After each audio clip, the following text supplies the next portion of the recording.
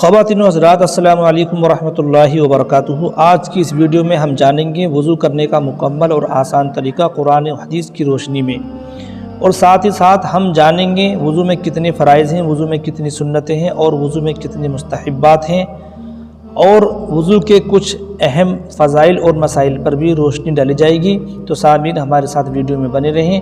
چلیے تو ویڈیو کو شروع کرتے ہیں اور سب سے پہلے جان لیتے ہیں وضو کرنے کی اہمیت۔ چنانچہ قرآن مجید میں اللہ تبارک و تعالی ارشاد فرماتا ہے، یا ایھا الذین آمنوا اذا قمتم الی الصلاۃ فاغسلوا وجوہکم وایدیکم الی المرافق وامسحوا برؤوسکم وارجلکم الی الکعبین۔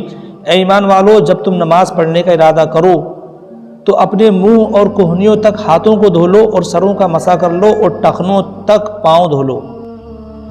پیارے سامعین، وضو نماز کے لیے اس حد تک ضروری ہے کہ نماز کی صحت وضو کے بغیر ممکن ہی نہیں ہے۔ چنانچہ حضرت ابو ہریرہ رضی اللہ تعالیٰ عنہ سے روایت ہے، وہ فرماتے ہیں کہ رسول اللہ صلی اللہ تعالیٰ علیہ وسلم نے ارشاد فرمایا، تم میں سے کسی کی نماز قبول نہیں ہوگی جب تک کہ وہ محدث ہو، اپنا حدث دور نہ کر لے، یعنی وہ صحیح وضو نہ کر لے۔ اسی طرح حضرت اسامہ بن عمیر حجلی رضی اللہ تعالیٰ عنہ سے روایت ہے، وہ فرماتے ہیں کہ رسول اللہ صلی اللہ تعالیٰ علیہ وسلم نے ارشاد فرمایا، لا يقبل اللہ صلاۃ الا بطہور، اللہ تعالیٰ کسی کی نماز کو بغیر طہارت کے قبول نہیں فرماتا ہے۔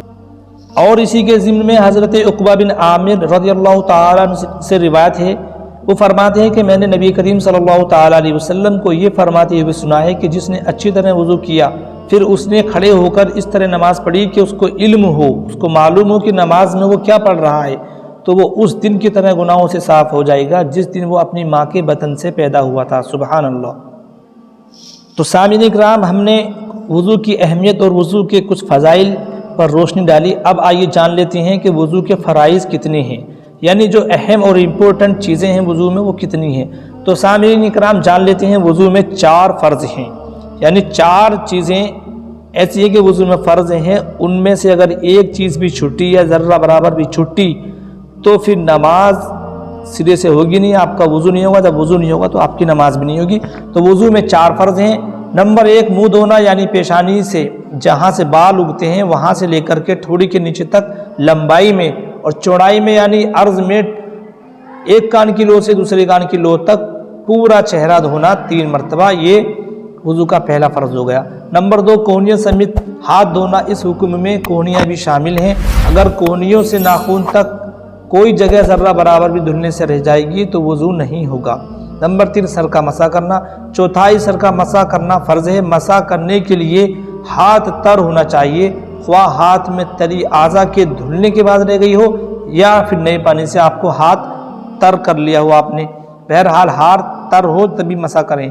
تو یہ تیسرا فرض ہو گیا۔ اب چوتھا فرض ہے ٹخنوں سمیت دونوں پاؤں دھونا، یہ وضو کے 4 فرض ہو گئے۔ اب آئیے 4 فرض ایک مرتبہ اور سرسری نگاہ سے سماعت کر لیتے ہیں۔ تو سامعین، وضو میں 4 فرض ہیں۔ نمبر 1 منہ دھونا، یعنی پیشانی جہاں سے بال جمنے کی شروعات ہوتی ہے وہاں سے لے کر کے تھوڑی کے نیچے تک طول میں، یعنی لمبائی میں، اور عرض میں یعنی چوڑائی میں ایک کان کی لو سے دوسرے کان کی لو تک جلد کے ہر حصے میں کم از کم 1 مرتبہ پانی پہنچانا، یہ فرض ہے، پہلا فرض۔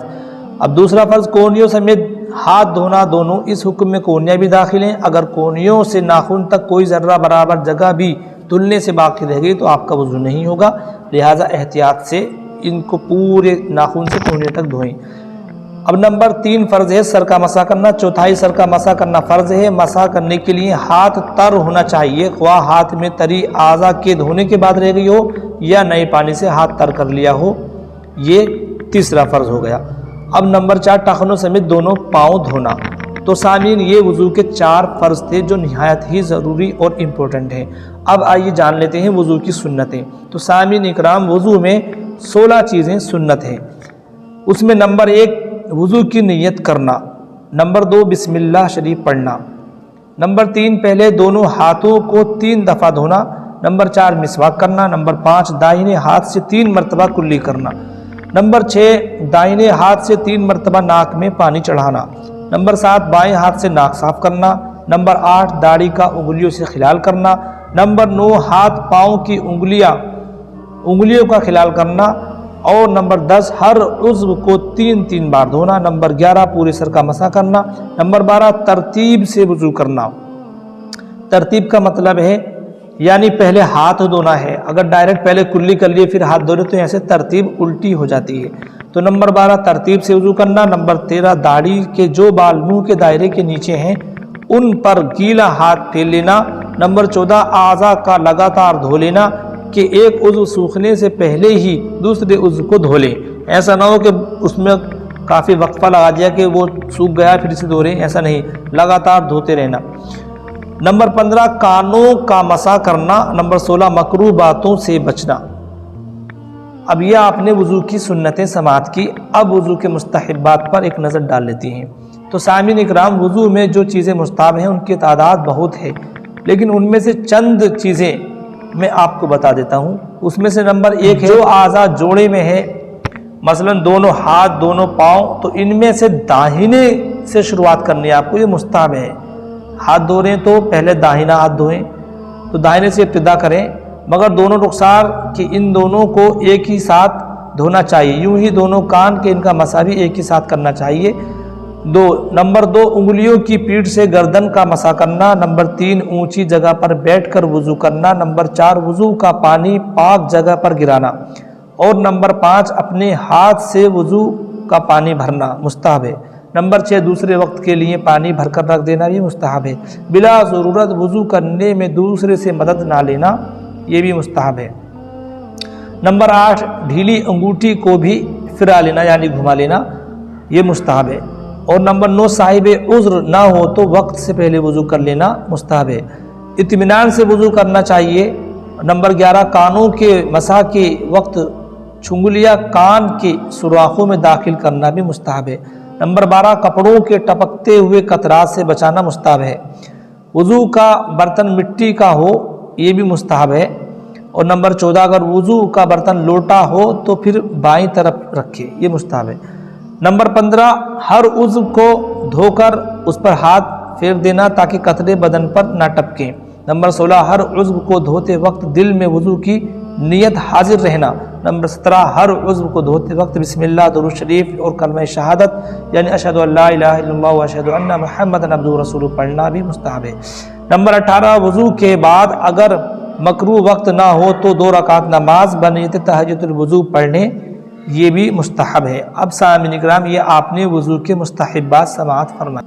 جب آپ وضو کے فرائض سنت المستحبات یعنی پورا مکمل وضو آپ جب کر لیں تو اس کے بعد اشہد ان لا الہ الا اللہ و اشہد ان محمد عبدہ ورسولہ شہادت کی انگلی اٹھاتے ہوئے پڑھیں کہ ضروری ہے۔ اس کے متعلق حدیث پاک میں ہے کہ حضرت عقبہ بن عامر رضی اللہ تعالی عنہ اور حضرت عمر رضی اللہ تعالی عنہ روایت کرتے ہیں کہ رسول اللہ صلی اللہ تعالی علیہ وسلم نے فرمایا جو شخص اچھی طرح وضو کرے پھر یہ کہے کہ اشہد ان لا الہ الا اللہ و اشہد ان محمد عبدہ ورسولہ، تو اس کے لیے جنت کے 8 دروازے کھول دیے جاتے ہیں، جس دروازے سے چاہے جنت میں داخل ہو جائے۔ سبحان اللہ۔ اب سامعین چلتے چلتے جان لیتے ہیں کہ وضو میں بڑا احتیاط برتنا چاہیے۔ اکثر لوگ جلدی جلدی یوں ہی وضو کر لیتے ہیں، جبکہ حدیث پاک میں آیا ہے کہ حضرت عائشہ صدیقہ رضی اللہ تعالی عنہ نے اپنے بھائی عبد الرحمن بن ابی بکر کو وضو کرتے ہوئے دیکھا تو کہا اے عبد الرحمن اچھی طرح مکمل وضو کیا کرو، کیونکہ رسول اللہ صلی اللہ تعالی علیہ وسلم نے فرمایا ہے کہ خشک ایڑیوں کے لیے جہنم کا عذاب ہے۔ اسی طرح حضرت جابر رضی اللہ تعالیٰ عنہ سے روایت ہے کہ نبی کریم صلی اللہ تعالیٰ علیہ وسلم نے ارشاد فرمایا کہ ایک شخص کے قدم میں خشکی دیکھی تو آپ نے یہ فرمایا کہ ایڑیوں کے لیے ہلاکت کا عذاب ہے۔ تو پیارے دوستوں وضو کرتے وقت اعضائے وضو کے دھلنے میں بے حد احتیاط ضروری ہے کہ اگر جن اعضاء کا دھونا فرض ہے ان میں سے کسی کے دھلنے میں ایک بال کے برابر بھی جگہ باقی رہ جائے تو وضو نہیں ہوگا۔ صدر الشریعہ علامہ امجد علی رحمۃ اللہ تعالی علیہ تحریر فرماتے ہیں کہ کسی عضو کے دھونے کا یہ معنی ہے کہ اس عضو کے ہر حصے میں کم از کم 2 بوند پانی بہہ جائے، یعنی بھیگ کر کے پانی اس پہ بہہ جائے، بھیگ جانے یا تیل کی طرح پانی چپڑنا ایک آدھا بوند بہہ جانے کو دھونا نہیں کہیں گے اور نہ ہی اس سے وضو ہوگا۔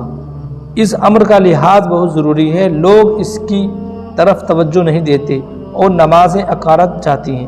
بدن میں بعض جگہیں ایسی ہیں کہ جب تک ان کا خاص خیال نہ کیا جائے ان پر پانی نہیں بہے گا۔ تو مذکورہ حدیث سے حضرت عائشہ نے حضرت عبد الرحمن کو تاکید فرمائی اور حضور صلی اللہ تعالیٰ علیہ وسلم کا فرمان بتایا کہ جو لوگ وضو میں احتیاط نہیں کرتے ان کے لیے ویل ہے۔ حدیث مبارکہ میں ہے کہ ویل جہنم کی ایک وادی کا نام ہے، اگر اس میں دنیا کے پہاڑ ڈال دیے جائیں تو وہ بھی اس کی شدید گرمی کی وجہ سے پگھل جائیں۔